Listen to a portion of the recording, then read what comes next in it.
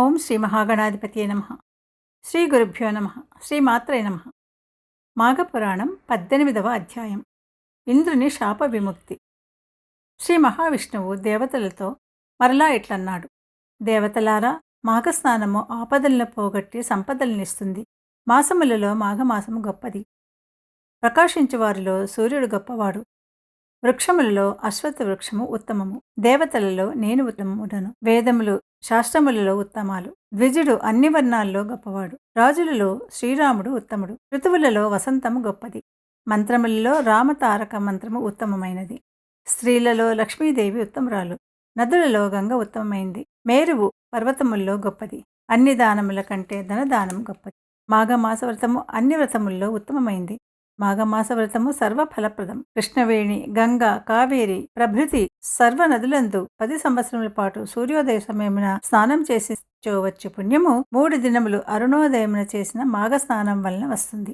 మాఘస్నానం చేసి పూజా మున్నగువానితో వివిధ పుష్పములతో సాలగ్రామ రూపమున ఉన్న నన్ను పూజించిన మోక్షం వస్తుంది అని శ్రీమన్నారాయణుడు దేవతలకు మాఘవ్రత మహిమను వివరించాడు. దేవతలు విష్ణువాక్యమును శిరసావహించి ఇంద్రుని వెతుకుతూ పద్మగిరి పర్వతాన్ని చేరారు. ఇంద్రుని వెతుకుచున్న వారికి చిన్న పాదములు పెద్ద శరీరం కల విచిత్రమైన తొండ ఒకటి కనిపించింది. ఆ తొండ వారిని చూసి భయంకరమైన ధ్వనిని చేసింది. దేవతలు ఆ తొండ ఒక రాక్షసు రూపమని తలిచారు. వారు దాన్ని తీగలతో బంధించారు. ఎంత ప్రయత్నించినో ఆ తొండను కదిలించలేకపోయారు. మాఘమాస వ్రతము అమోఘమని మహావిష్ణువు చెప్పిన మాట ఎట్టిదో చూడవచ్చునని తలంచి మరునాడు మాఘ స్నానాధికమును చేసి ఆ తీర్థమును తొండపై పోశారు.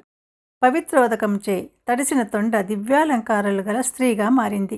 దేవతలు ఆమెను చూసి ఆశ్చర్యపడ్డారు.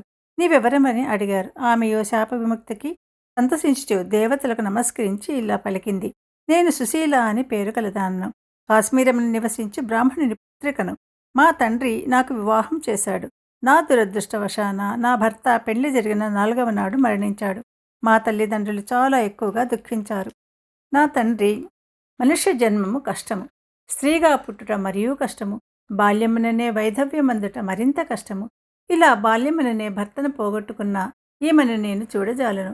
ఈమెను బంధువులకు అప్పగించి వనమునకు పోయి తపమాచరించుట మేలు అని తలంచాడు. పుత్రికనైన నన్ను బంధువుల వద్ద ఉంచి నా తల్లిదండ్రులిద్దరూ వనవాసానికి వెళ్ళిపోయారు. అక్కడే మరణించారు. నేనును బంధువుల వద్ద ఉంటాను. వారి నిరాదరణ ఫలితంగా చూచువారెవరినూ లేకపోవచ్చే భిక్షాటనము చేస్తూ జీవిస్తున్నాను. నిలువ ఉన్న దానిని భుజిస్తున్నాను. భిక్షలో వచ్చిన మంచి ఆహారాన్ని అమ్ముకున్నాను. భక్తి వ్రతం మున్నగవాడిని ఎరుగను. ఉపవాసం అననేమో తెలియదు. ఏకాదశి వ్రతం చేయి వారిని చూసి పరిహాసం చేశాను. ధనమును దాచి సంపాదన పరురాలయ్యాను. నన్ను కోరిన వారికి నన్ను అర్పించుకున్నాను. నేను కోరిన వారిని పొందుచు నీతి నియమములు విడిచి దురాచారవంతరాలని జీవితం గడిపాను. తర్వాత మరణించి నరకావన్ని చేరాను. అక్కడ పెక్కు రీతుల్లో శిక్షించబడ్డాను. పులి, కోతి, ఎద్దు మున్నగు పెక్కు జంతువుల జన్మాన్ని పొందాను. పెక్కు బాధలను పడ్డాను. ఒకనాటి జన్మలో 5 దినముల కిందటి ఆహారమును ఆకలి కలవానికి పెట్టాను. అది నాకు ఎంతో పుణ్యాన్ని కలిగించింది. తొండ రూపంలో ఉన్న నన్ను మీరు వచ్చి దయయుంచి నాకు శాప విముక్తిని కలిగించారు. మాఘమాస పవిత్ర నదీ జలస్పర్శచే ఆమె దేవతాత్వమును పొంది దేవప్రియ అని పేరును పొందింది. దేవతలలో ఒకరు ఆమెను వివాహం చేసుకున్నారు. మాఘమాస మహాత్మ్యమును దేవతలు గమనించి విస్మృతులయ్యారు. ఇంద్రుని వెతకసాగారు. పద్మగిరి గుహల్లో వికార రూపంతో తిరుగుచున్న ఇంద్రుని చూసి బాధపడ్డారు. ఇంద్రుడును వారిని చూసి సిగ్గుపడ్డాడు. లోనికి పారిపోయాడు. దేవతలు ఇంద్రుని చూసి బాధపడ్డారు. దేవతలు ఇంద్రుని వెంబడించి వానిని ఊరడించి ధైర్యం చెప్పారు. విష్ణుదేవుని వలన నీవు చేసిన పాపము, పొందిన శాపము అన్నీ తెలుసుకున్నాము. మహావిష్ణువు నీ శాప విముక్తికి మార్గమును సూచించారు. ఆ ప్రకారం చేయుదము రమ్మని తుంగభద్రా తీరమునకు తీసుకుని పోయి మాఘమాసమంతయు ఇంద్రునిచే మాఘస్నానము చేయించారు. ఇంద్రుడును శాప విముక్తుడయ్యాడు. కృతజ్ఞుడై శ్రీ మహావిష్ణువును స్తుతించాడు. ఇంద్రుడును దేవతలతో కలిసి స్వర్గమునకు వెళ్ళాడు. రాక్షసులను జయించి సుఖముగా ఉన్నాడు.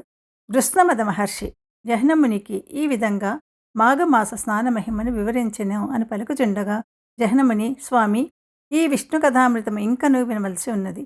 ఇంకనూ చెప్పుడు అని కోరెను. కృష్ణమదను ఇట్లన్ను. పూర్వము పంపాతీరమున ధనవంతుడైన వైశ్యుడు ఒకడు కలడు. ధన సంపాదనం తప్ప ధన వినియోగం అతడు చేయలేదు. పూజ, దానం మొన్నగు మంచి పనులను కూడా చేయలేదు. అందువలన మరణించిన తర్వాత నరకలోకానికి చేరుకున్నాడు. అచ్చట కొంతకాలం ఉండి దరిద్రుడై జన్మించాడు. దరిద్రుడై మరిన్ని పాపకార్యములను చేశాడు. మరణించి పిశాచమై పంపాతీరంన మర్రి చెట్టుపై నుండి అచటుకు వచ్చిన వారిని పీడిస్తున్నాడు.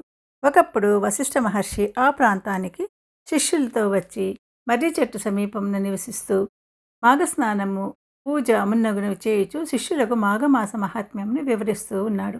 అతడు మాఘస్నాన మహిమను వివరించుచు ఒకనాడు మాఘస్నానం చేసిన వారి సర్వపాపములు సూర్యోదయమున చీకట్లు నశించినట్లుగా నశించును.